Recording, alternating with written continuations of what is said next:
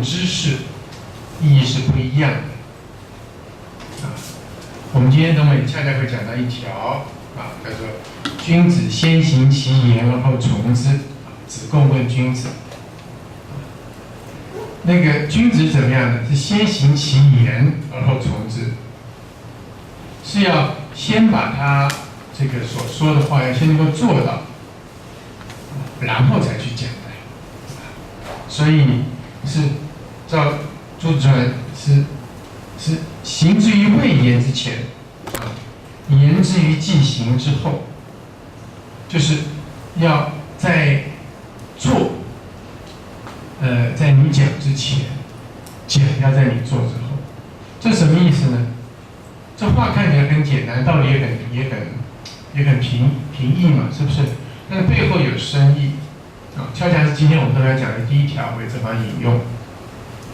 意思在于呢，它是重行的，重实践的。道是什么意思呢？道是一个道路，道路是要去走出来的，旁边还有一个走之旁，是走出来的。所以东方的这个学术，它是重实践的，所谓道，这是要实践的，要走出来的。他要能走，他的学生能走，历代的都能够接着走，这个才是有道之士走不能走了，这个就不是道。我们现代的学校里面教的东西不然了，我们是重知识的。我们在学校里教这些东西，譬如说，算术啦，这个因数理化啦这些事情，你们在学校里学这些事情，首先是把它当一个知识来讲。当然，这个知识理想上来讲是要能够贴近，照西方人讲法，叫 reality， 真实的，就是物理所描绘的现象是真的，化学所描绘的现象是真的它描绘的好的时候呢，它也能够行所以西方人其实并不是不重视行他是希望能够贴近真实。但是我们一般在学校里学的东西呢，其实不那么重视这个实践。谢谢。而且，其实在知识上来讲，它往往果然吧，那边有一些人贴了条子没有？贴了条子哈，果然有一些人找不到。应该不会有人到305去吧？应该不是，最早是在305。我们有跟那间教室的同学说，如果要上讲习会，要他们来这里。好，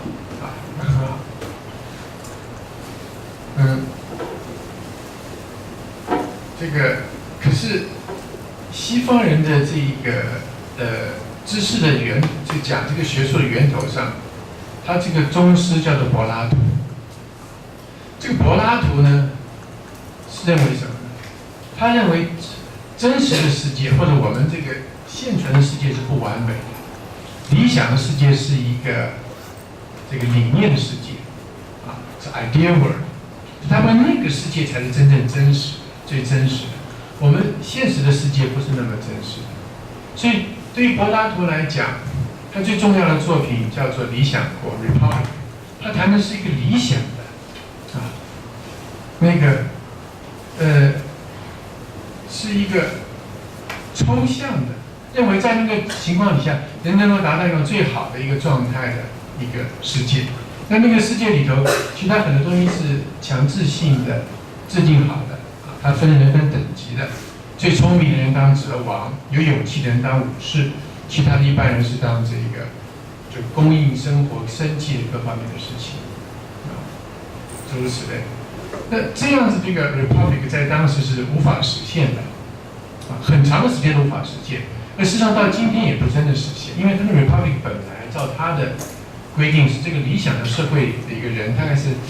人数应该不超过6000人吧，6、7千，它有一个数，它有一个详细的数字，所以它是几千人的一个社会。意思就是说，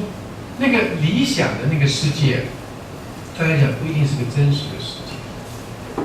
在西方的思想里头，这个因素一直很重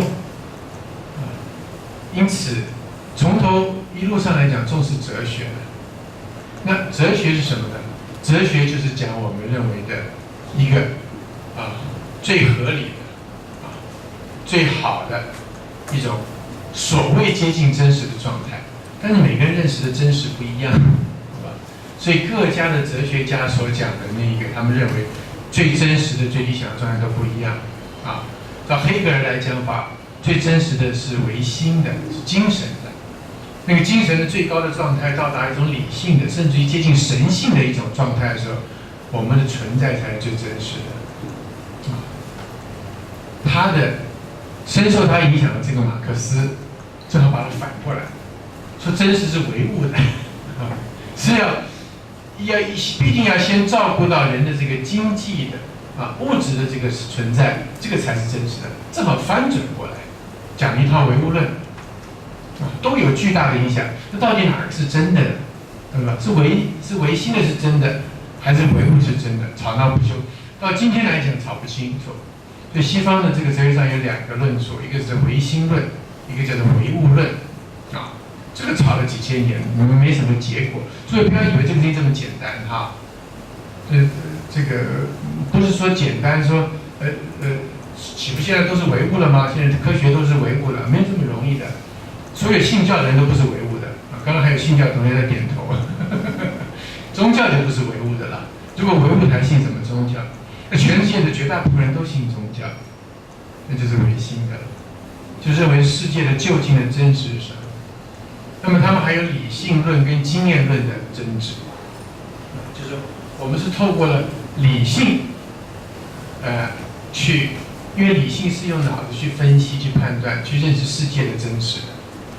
还是透过经验，我们的感知、感受 （experience） 这个 experience 去感受到，从那里面去归纳、演绎出真实来，吵个不休各家各派很多不同的说法。那里面还有进一步的唯实论跟唯心论这个我们一般知道的是唯物论跟唯心论的这个争议，其实他们还有一个叫做唯实论跟唯心论。唯实论的意思就是世界有一个真实的存在那个是确实是必然有一个真实。唯心论是说不然，我们不知道，我们唯一能够知道的真实是我们心里所认识的真实因此没有离开我们心灵所能够认知的真实，这个其实是不可知的任何的知识一定是透过我们的内心，包括我在讲，你们在听对不对？所有的学说都是人的心里面所产生出来的。好了，我来跟诸位讲，所以西方的这个哲学的传统，从一开始柏拉图是唯心论的整个希腊的哲学基本上比较倾向于唯心论的。西方哲学的主轴是唯心论的，到了近代科学之后比较更多的是唯物的比较多的有唯物，那哲学界还是流行唯心的。这什么意思呢？唯心的、唯物的、经验的、理性的唯心的跟这个实在论的各家各派，这个是没有办法吵出定论来的我们东方的传统不这样，为什么呢？那个是从知识上去起见，从人的脑子跟人所看到的世界做种种的这一个分析、想象、论证，然后各自都有精深，其实非常了不起的这个系统严谨的论述，企图就是 convince， 就是说服其他人说什么是真实，什么是宇宙的真实，究竟的真实，没结果，吵不出个结果来。到了今天，后来大家慢慢放弃了，就讲什么？讲 existentialism， 存在主义。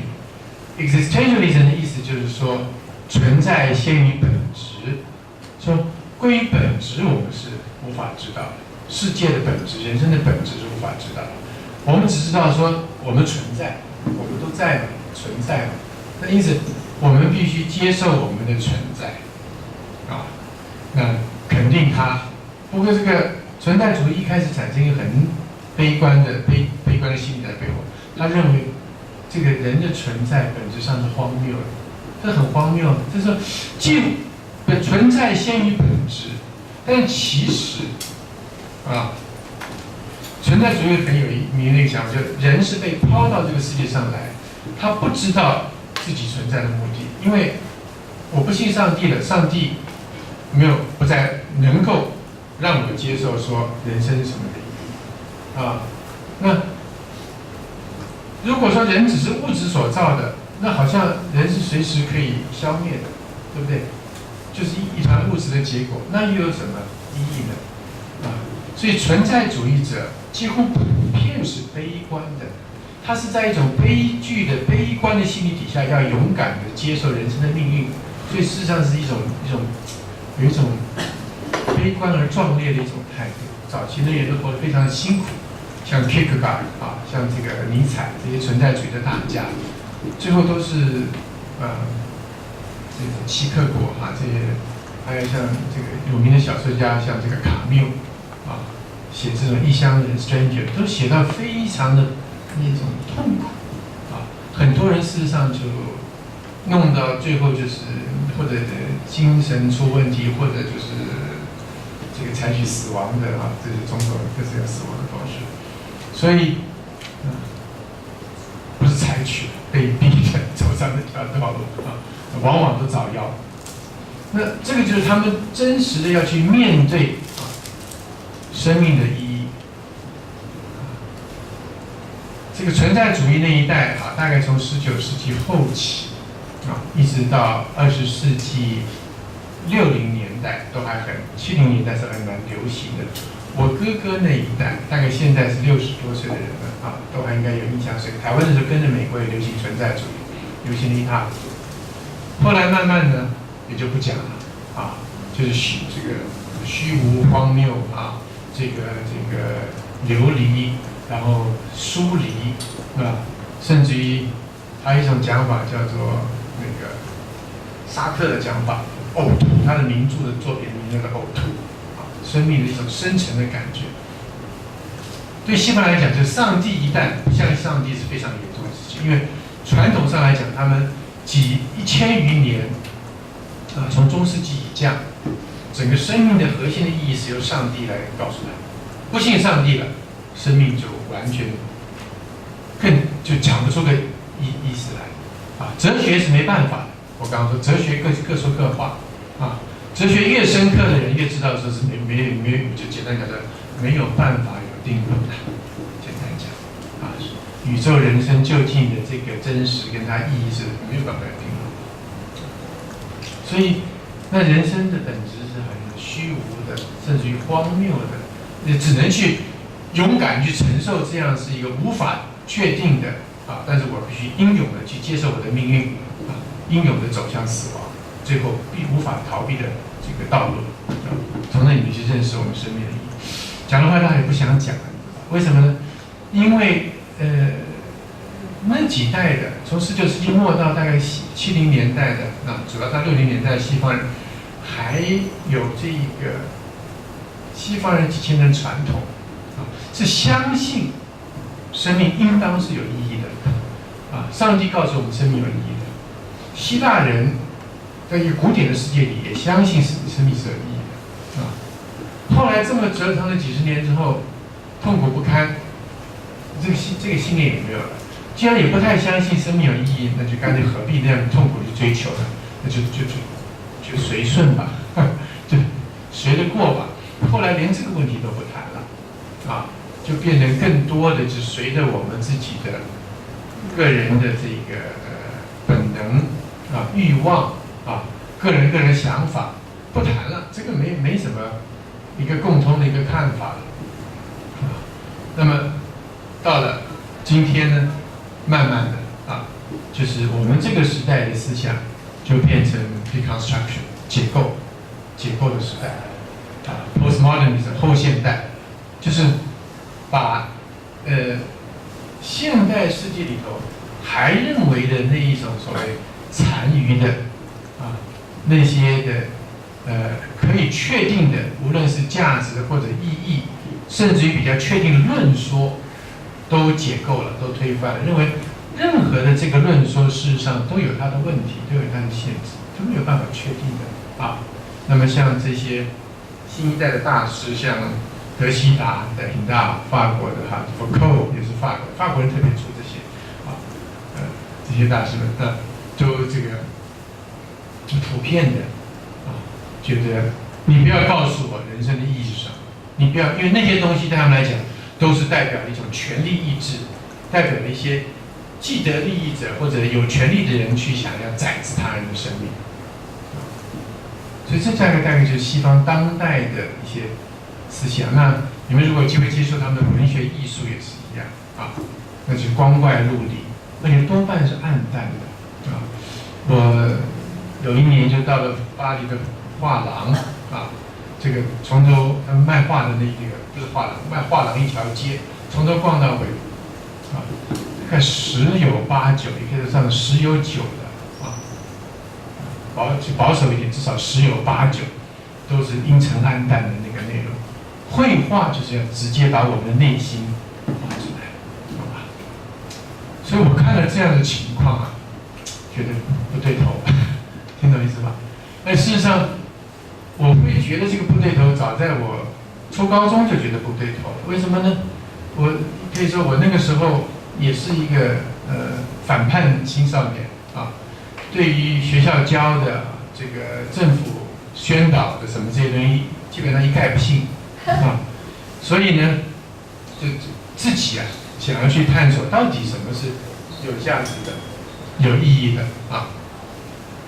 那就看了大量的西方，当时看了很多西方的哲学的东西，尼采什么的，那时候就接触存在主义了初高中就开始看，然后又看了很多的他们的文学越看觉得越没出路，听懂意思吧？然后越想，而且我很会思考，因为当时我们那个年代流行就是鼓励每个人用自己的脑子去思考每一件事情是不是真的，是不是有意义的是不是对的这是一种理性的精神，科学的精神嘛。那我年轻的时候非常崇尚科学理性的，就是美式问没有一样事情不批判，是一种彻底的批判性。这个批判把事情批判倒了很容易，好吧？就是把所有的问题所有的传统的历代传的价值都批判光了很容易。可是我发现要重建就千难万难，无法重建，找不到一个可以重新建立的一个基点。到底这一切要从哪里开始？我苦思苦想日思夜想，我很认真的尤其其实年轻人是很多事情是极为认真彻底的。我大概从初中开始想这个问题，然后到高一中的时候就进入那种就是日思夜想的阶段这个那也是想到就是说晚上睡不着觉经常的是就是说晚上不容易睡，在想到底人生什么意思？到底人生道路应该怎么样？把前人都批判光了，然后那到底人生该怎么样？没有办法有一个肯定的回答。我是在这个情况底下回头开始读书我那时候就是感觉到说，好像现在西方人讲的这个东西，告诉我们这个人生的这个路子没有一个可以比较确定的，或者说他们能够提出来大家共同相信的一个道路。不要说共同相信吧，就是比较确定的道路。共同相信也不重要，对不对？事情不需要共同相信，只要你能够有一个方法说服我的道理。我看他们自己也无法彼此说服，也说服不了我因为你这种高度的理性跟科学精神的批判的时候，所有人生的讲法都碰到了质疑。于是我是从这一个可以说是大的困惑中间挫折的，回头开始来读书。刚开始是格格不入，格格不入，因为很多的这一些东西跟现代的东西好像它的那个你觉得基础不一样你总有很多的问题，无穷无尽，既觉得有道理，又觉得有各式各样的问题。简单说，我要觉得都没道理，我不会读；觉得有道理，可是又觉得好像难道就是这样吗？充满了很多问题，就这么一面自己想，一面看，一面读，慢慢经过许多年，我最后慢慢懂了一件事情，就是人生的道理不是想出来的，是活出来的。听懂意思吗？不是想出来的，是活出来的，是让你去实践、去做某一些这个你所相信的，你也不确定是不是对，但你觉得这个好像有点对，是吧？你去做，做了之后有得于心，然后你也做得通，行得通，慢慢在这个里头认识到人生的道理。所以我慢慢后来明白一件事情呢，就是这个人生的道理是要活出来的，是要那些他活得有去向那些活得有道理的人去有办法的人去学的，就是去找这个有道之士，懂我意思吗？他不是在那边论辩说什么存在先于本质啊，存在的意义是什么呢？我到底怎么去思考说人生能不能找到一些意义的根基啊？不是这样去做哲学论辩做一种思维的论辩，而是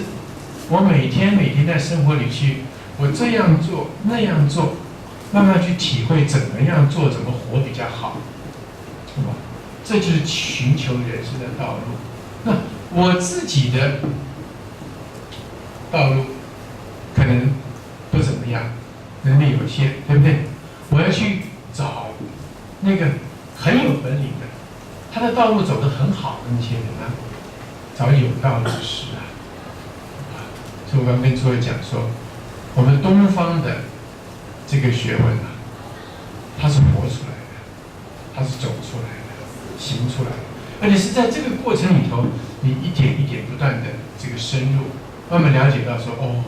有大道有小道，有些道路我们觉得，我们这样做也走得通，可是走一走不行，内在有矛盾，外在也觉得有很多的挫折，有些东西我照那做，我越这么做下去，我觉得我内在越充实，越觉得美好。外面一般来讲也都能够处理，就算人生难免有各式各样的挫折，对不对？有挫折之后，我也看得清楚到底是什么问题是我的问题呢，还是社会的问题呢？是时代的问题呢？是他人的问题呢？慢慢的，你就明白说，人生还真是有个道理，有些道理是历久不衰的那么像儒家的道理、道家的道理，这个都是2000多年了而且孔子所讲的这个道理，事实上还不是他自己发明。他说：“我是上面记的是这个文武周公，我也学的尧舜禹汤。”懂吧？这是从尧舜禹汤、文武周公历代传下来的，中间他掘发出来的精义，真的要讲4000年了。那这个道理，在以前人来讲，行得非常的有所得，所以能够一代一代传下来。那这个庄子的道理也有类似的情况，他也不是说只是他一个人发明的，他有他的渊源。他很多是针对了儒家的批评，可这个批评很有道理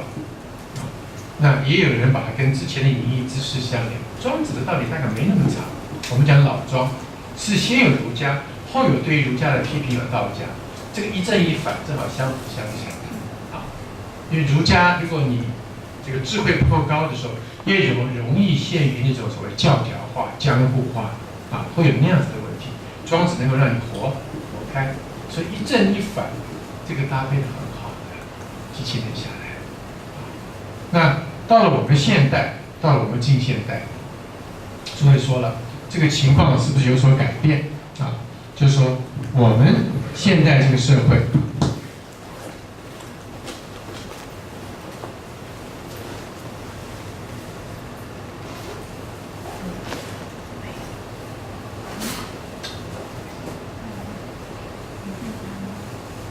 这个情况是不是跟古人大不相同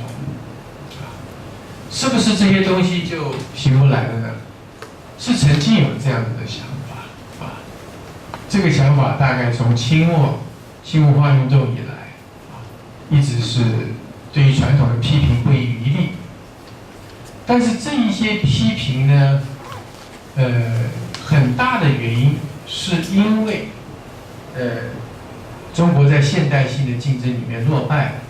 国力不如人家了，经济也不如人家了啊。然后后来显得政治、社会、文化各方面都不如人了啊，于是觉得这个东西都不行了。那这些批评其实不是没有它的道理。清末新文化运动以来，就是说中华文明几千年下来，到了清末的时候，它其实有些很多叫做老态毕现，它有很多一些问题都呈现出来了。一个东西久了老了，它僵固化了，是需要推陈出新的，需要改变。所以很多的批评其实很值得思考的，虽然有些可能过激的、过分激烈，但这有它的道理。然后呢，在这个中间，很多人相信的自由主义啊，大概我们这个时代最流行的思维是自由主义的啊。自由主义其实很有它的道理啊，这个人生是需要有一种深刻的一种自由的一种精神的，这是需要的啊。那么，而且它能够把人性的各方面做一种充分的，让你有这个机会做充分的发展。可是自由主义也有它另外一个问题啊，到了今天呢，自由主义似乎还是没有办法解决啊，或者有效回答人类这个价值的危机。因为自由其实是不管你个人选择的价值什么的啊，所以，人有了自由之后，如何善用他的自由，找到他人生的真正价值跟意义，这个很不容易啊。所以，我在欧美的时间待得很长啊，这个看到自由主义的好处，也看到自由主义的问题，有它的长处，有它的缺点。我觉得我们应当吸收它的长处，避免它的问题，就是接纳这种自由的、开放的精神。可是不要忘了说，人生不是光自由就可以了，人生必须要去认识到说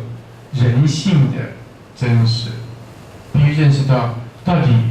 人生是不是有一些深刻的价值跟意义值得我们去追求啊。那除了自由主义之外，很多人相信的马克思主义啊，那个曾经是一个热烈的信仰，席卷了半个地球了啊。可是呢，到了今天，我们现在讲这话容易了，都衰了，都败了，对吧？啊，苏联垮了，在大陆那边也没有多少人性了，啊，容易。可是当时是不得了的，知道吧？当时把马克思主义说到天上去啊，把这孔老二这个说的简直不值一文啊，甚至于毛泽东还有批孔扬情啊，是不是？好，马克思主义也衰了啊，列宁更不要说了。马列的这个思想都衰了，那么存在主义也是，这么几十年之后，现在也不谈了。现在真正最流行的，我觉得最流行应该叫做虚无吧，讲价值的核心。一方面自由啊，在政治、社会、经济方面强调自由，在人生的生命的深处就是恐怕是虚无啊。所以像流行的这个村上春树吧。就是这个很重要的一个代表啊，他是用一种带一点道家的那种美感的方式去处理人所面对的那个巨大的虚无感啊。我看过他一些作品，我还蛮喜欢看的，他很有美感，有一种道家式的美感。你们可能不读道家不知道啊。日本人文化这个受的还有他的习在一生里面，但处理一种深层的虚无感啊，处理得很好。把现代那种深刻的虚无感呈现出来。那还有一些电动游戏啊、电玩里头，那里面都是那种人团被丢到这个世界上来讲，不知这个茫茫然不知道它的意义，也不知道它的将要去何处，但是被迫不断的作战啊。前一阵有学生跟我讲说，流行那个钢弹啊，这是很流行啊。因为他们有些，我也是会去看一看。哦，我原来是这样，我是这深层的虚无感，很深层的虚无感。但是现在是你又被迫不断的作战，因为这是一个高度竞争化的世界，就是骨子里觉得实在不知道人活着干什么啊，也没有任何能够确定肯定的事物，但是呢，就是必须不断的作战，好辛苦啊，对不对？这是当代的一个情况。所以，而且不仅是虚无背后还有越来越深的那种紧张、焦虑，因为这个世界越来越复杂，越来越麻烦。我们所学的都是很专家、很专业的部分，可是面对这个茫茫的世界，要怎么去面对它呢？不知道。个人专业上可能都有一些所成，有一些坚持。可是这么复杂的这个世界，从情感的世界到这个社会，到这个天下国家，到台湾的局势，这些种种，都让人觉得紧张有时候难过，更敏感的，或者说是处境比较困难，这种焦虑，那这个深层的这些焦虑跟紧张，我想是构成现代社会另外很重要的一个面向有些人也很需要用各式各样的强烈的东西来宣泄我想这跟我们现在的那个文学艺术越来越这个所谓重咸重口味也有关系一方面刺激过度所以麻木了需要更重的口味。另一方面来讲，我觉得跟压力大有关系那种庞大的压力，所以像摇滚乐 rock music 或者 heavy metal rock music 重金属乐这个口味很重，让人越来越重重到之后受不了了，再回到一种听说叫 post rock 这种就是后摇滚的这个时代是表面上是平静的，里头呢波涛汹涌，层层席卷的各式各样子的纠缠不清的这种情节跟困扰所以现代人的这个状态，即使给我们那么高度的自由，并不就能解决我们内在的问题我们内在的问题不是光靠知识能够解决的，我们的知识是爆炸到不行了的。现在随时上网，年轻一代的人，我不知道在座年长的朋友知不知道，他的脑子已经是跟网络世界是结合在一起的而且我们现在那个3G、4G 的上网，就是更进一步的，要让我们的脑子随时跟那个电子的那一个 Internet 的那个是结合在一起那想象的世界，那个电子声光的那个世界，跟真实的世界好像变成同一个世界，甚至于更真实。早就有这个所谓 virtual reality 的讲法了，对不对那个东西取代了我们的，似乎要这个 Internet 的这个我们脑子跟那个整个那个叫什么三维 Internet 怎么翻呢？Internet 网际网络的那个世界结合在一起，然后好像不断的到里头才能安定下来。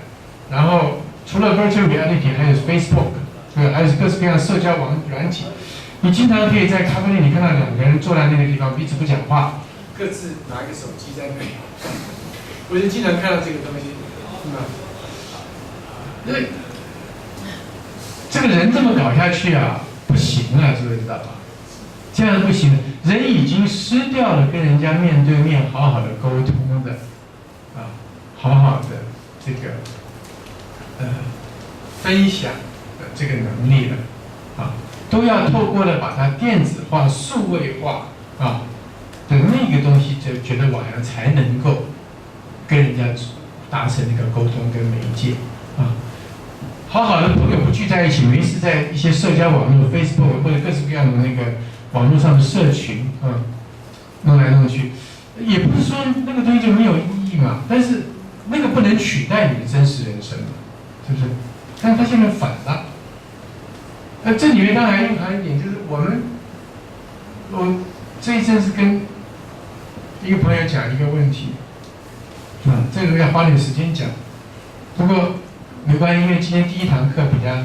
不一定说是要讲太多的这个正文，所以比较可以发挥一点讲啊，就讲到这个当代人的那一个所谓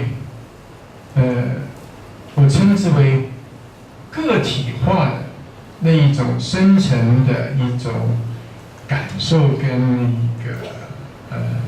思维的问题啊，意思就是说啊，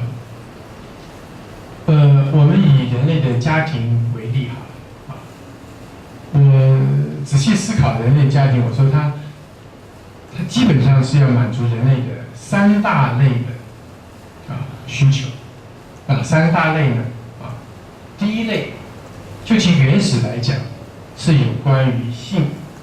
有关于这个繁衍子孙的子嗣的这个需求。那随病的它，因为为了这个性跟繁衍子嗣的时候，它通常会形成一个群体，动物都有的，好不好？一个雄的带了几个雌的有的时候几个雌的把雄的赶出去，聚成一堆的，它会形成一个团体。这个团体呢，它自然就有安全的这个基本生存的这个需求。这第一类我称之为生物性的这性这个繁衍子嗣，互相维持安全还有维系生存的彼此照顾的，这第一类。这个是生物性的这个家庭或家族，这个非常重要，因为一切生物从这里开始。到了人类早期也是这个样子的到了开始人类有比较文明的时候，就会觉得说，我不希望他是说，如果老了在这种群体里头，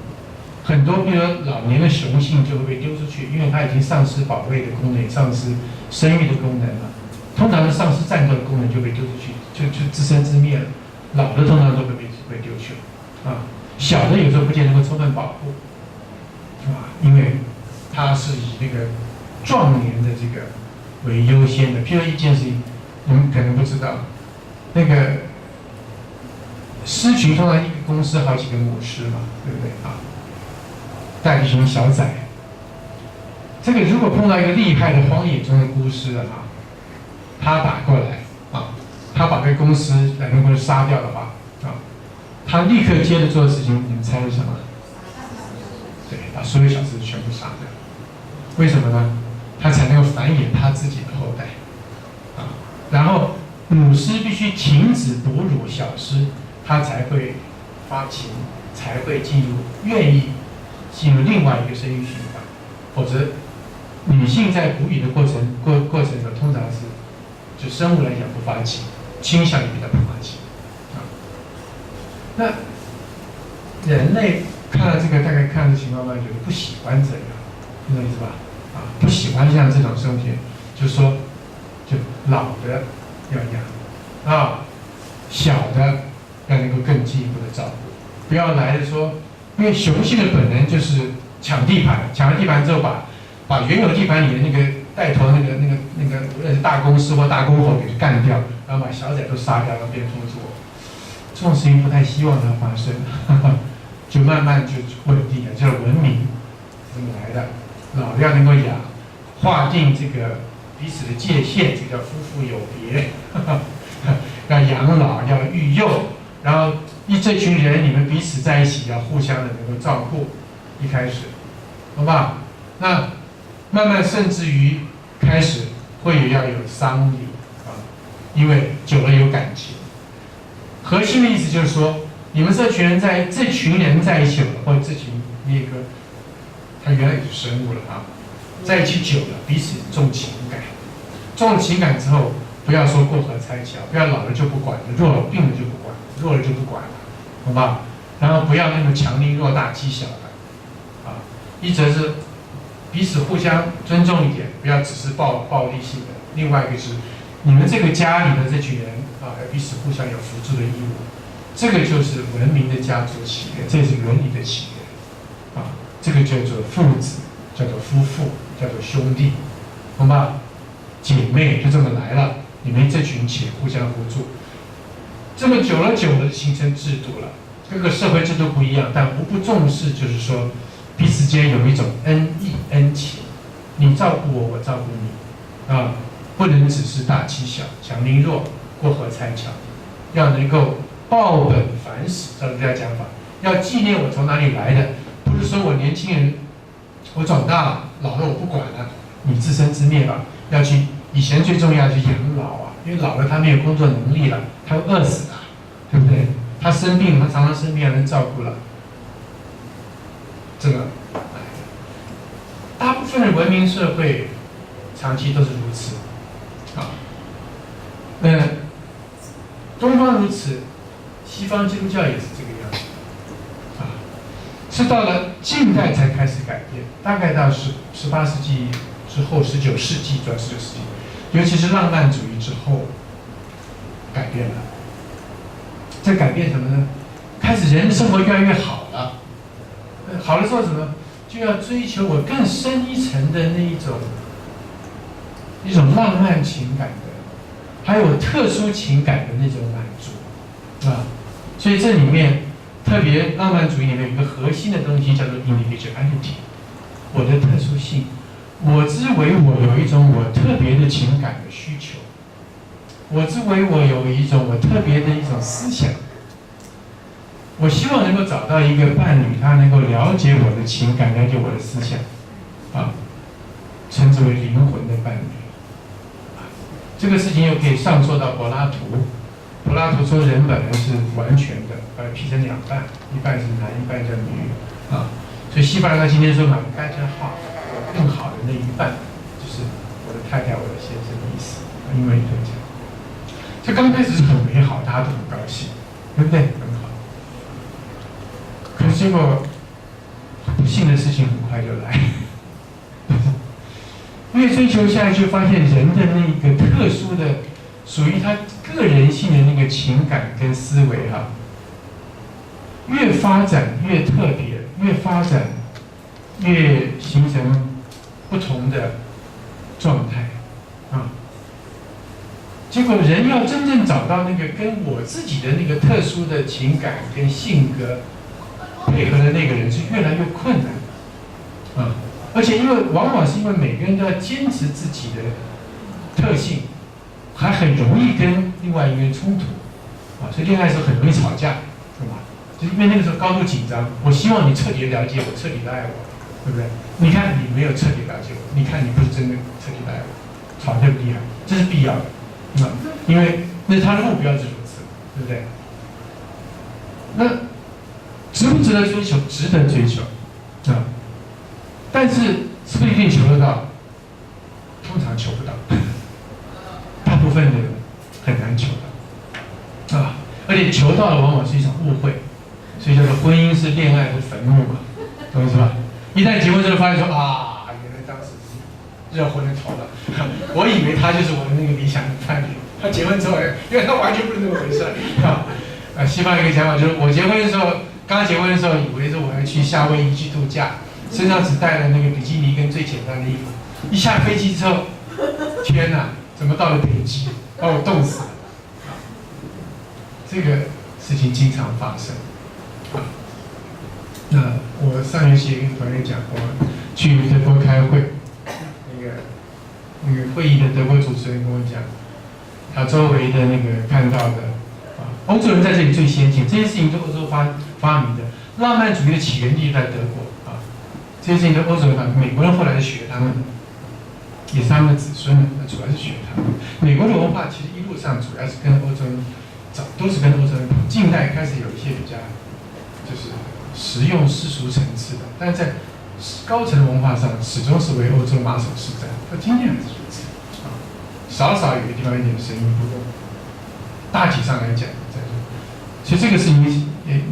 去看欧洲比较清楚，美国当然也走到这条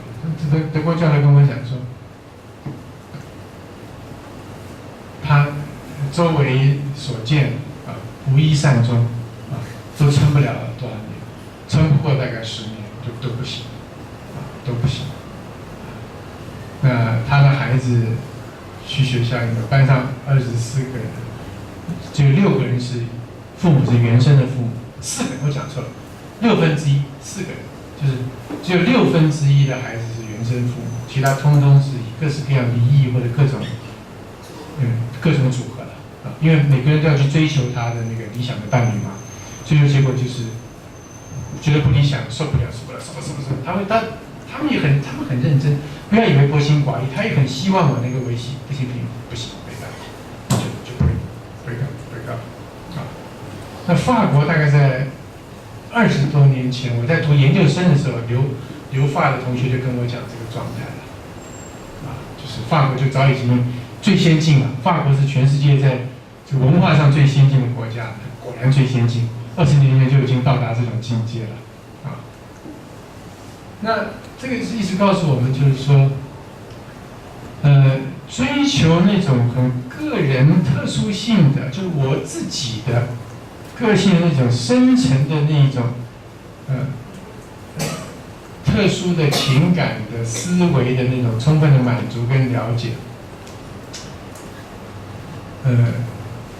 其结果却很不幸的，竟然导致了这个家庭的高度不稳定性。西方的传统家庭不这么稳定的啊，因为我这里这个要补讲啊，就刚才讲基督教原来是怎么教人家的？基督教原来对于婚姻的这个讲法，不是诸位现在在那个看电视常常看到的说就是我要爱你一辈子啊这种说法，不是的。你们去读那个他们从大概至少是17世纪这样的关于共同的祈祷书里面讲的关于婚姻的3大的目的啊，你们看早期他们讲他们的电影里面有时候讲会就引用这个3个目的。第一，防止犯罪。为什么？你们不结婚，你们会奸淫，会这个邪淫，所以只有婚姻能够让你们不犯罪。对人看的是很低的，为什么？人有原罪，要防止你们犯罪，上帝犯罪啊。这个第二是要繁衍子嗣啊。有的地方我们看，有的地方是繁衍子嗣第一，防止犯罪第二啊。这2个，我想想哪个是哪个？我看到有的版本是第一，不过正式的版本我看到好像繁衍子孙是第2，我可以复查一下。我简单讲，这2个是核心的，然后第3是要让你们能够彼此扶助，在任何情况下互相帮助，这是婚姻的一个原理，基督教原来这么讲，而且。当然，在西方历史上讲，早期的婚姻也不是像我们现在这样自由恋爱，他们有恋爱但是很多的时候，婚姻父母家族这种，包括像 Romeo and Juliet 有没有？你说自由恋爱不是的，他父亲非常生气，我替你安排的婚姻你怎么不去？气得要命。意思就是说，我讲这一大段是要跟诸位讲什么呢？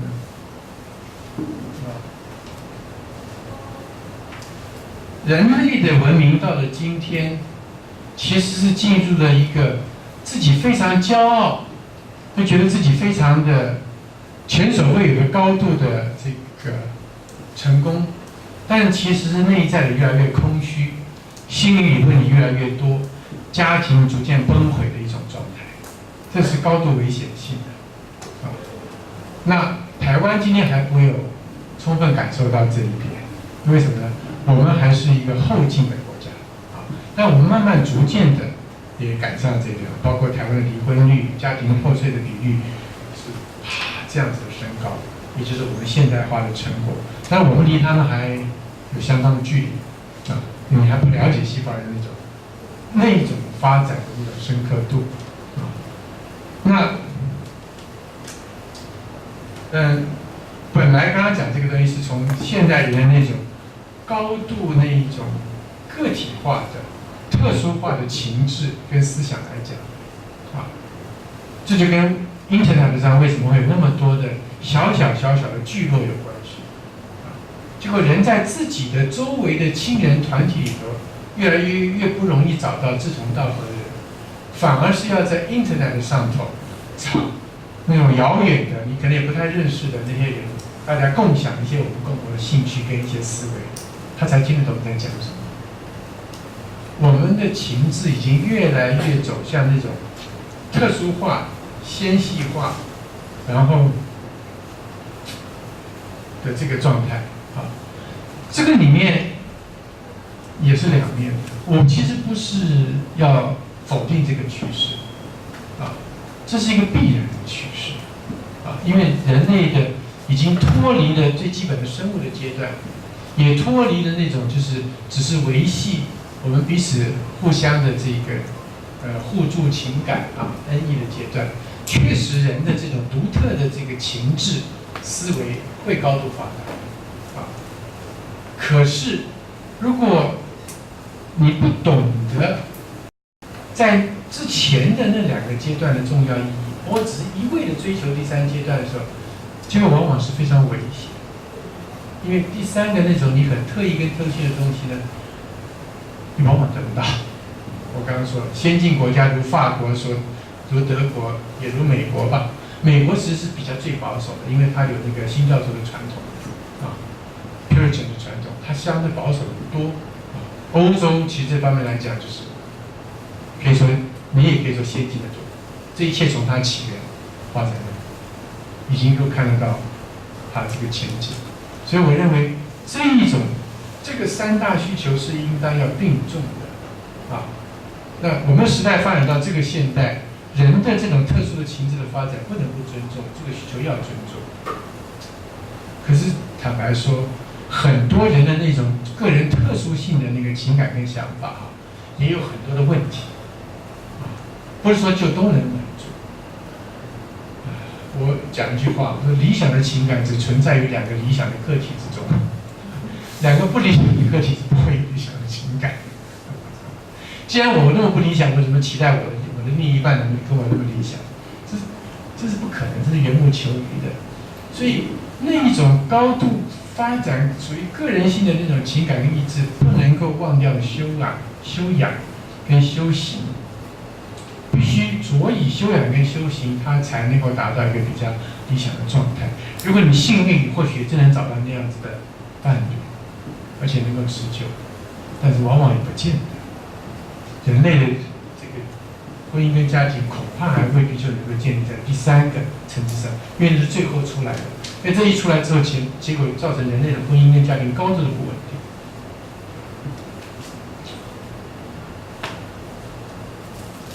讲了这个许多，今天是要为我们底下讲的这个东西做一个大背景的说明。所以总结我前面所说的，无非两个议题。第一个是说，人生的这个道理啊，是要实践出来的，活出来的，要向有道之士去求的，不是光是一个知识的论辩而已。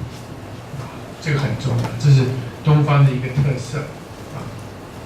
这个有智慧的人是真有智慧，这个很深的，这个不是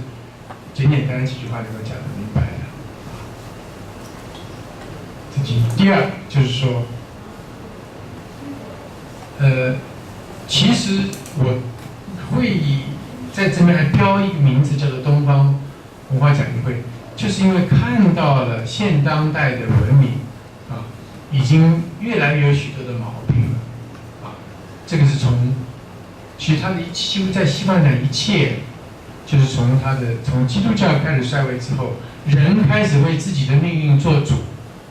自作主张，自己有许多想法之后，越搞越乱，越没出路啊！所以还真应了这个旧约里头的那个一开始那个预言啊。这个伊甸园里头啊，有许多的东西你们都可以啊，这个去尝试去享用，唯独那个知识树上的那个果子，你们不可以去吃啊！吃了之后。违背上帝的诫命，结果这个夏娃受到魔鬼蛇的引诱，然后要吃，还要亚当也吃了，人就被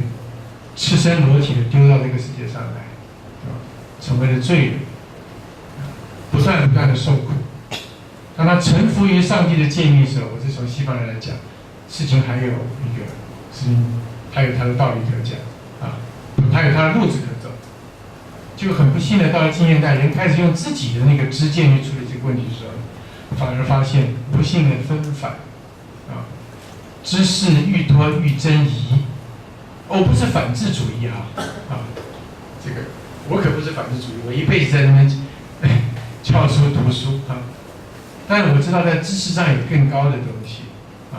有智慧的境界，还有实践的境界一个有道之人不是光靠这个知识能够到达的，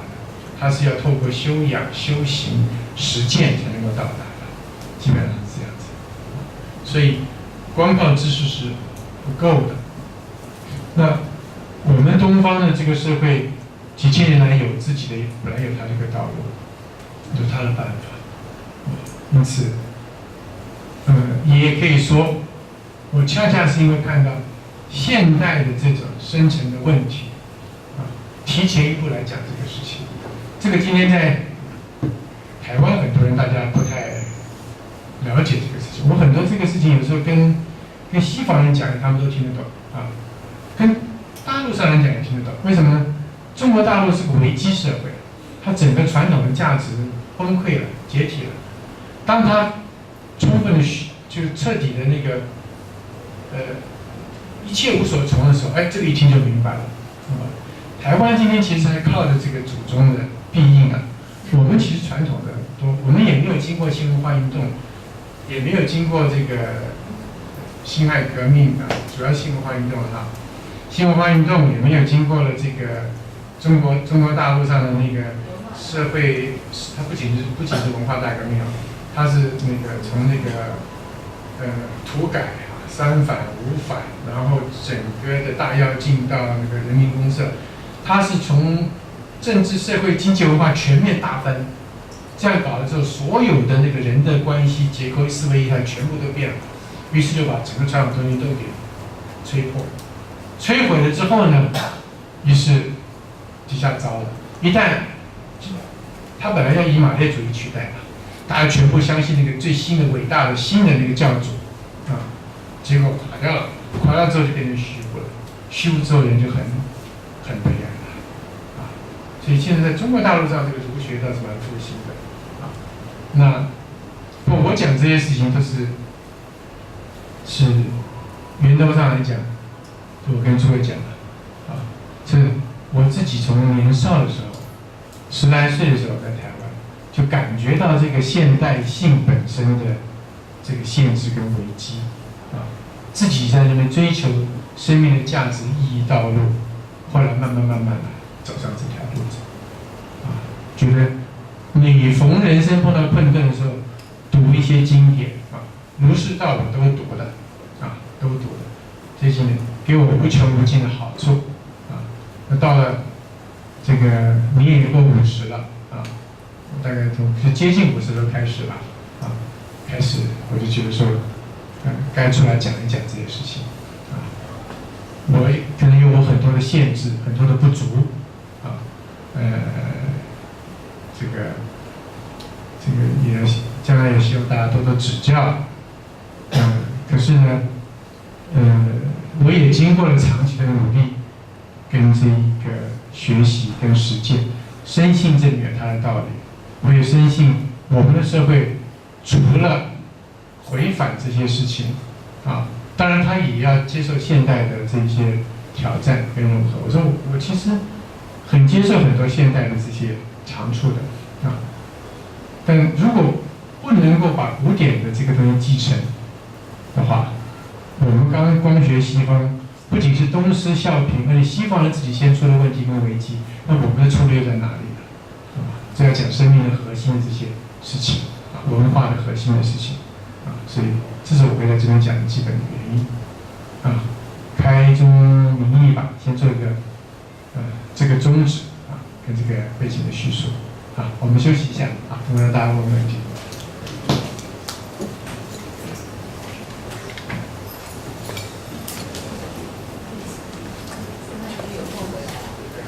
然